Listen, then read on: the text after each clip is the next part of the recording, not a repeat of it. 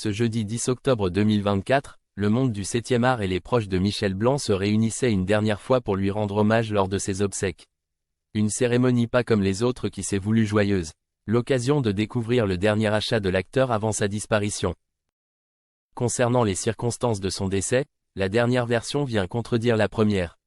Rien ne saurait, en effet, expliquer les raisons de cette impressionnante allergie qui lui a coûté la vie après 6 infarctus. Toujours est-il que ces obsèques avaient un point commun avec celles de Gaspard Ulliel. Mais elles auraient aussi pu se dérouler autrement en raison d'un « couac ». Ils étaient tous là pour dire adieu à leur ami de toujours.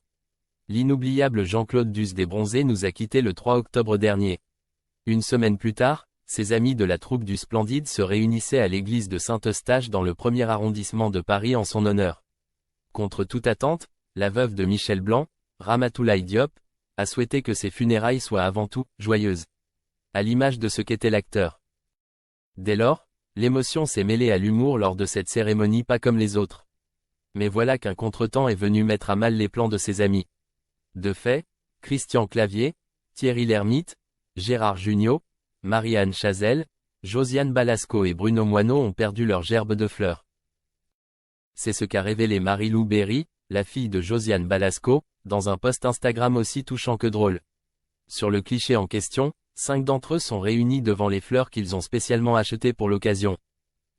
Jusque-là tout va bien, même si leur message est quelque peu énigmatique. Tes collègues de la Française d'Intensité, est-il écrit sur la banderole de la gerbe de fleurs.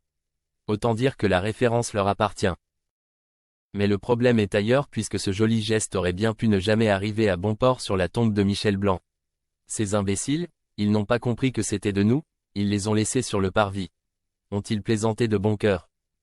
C'est la dédicace, les collègues de la Française de l'Intensité.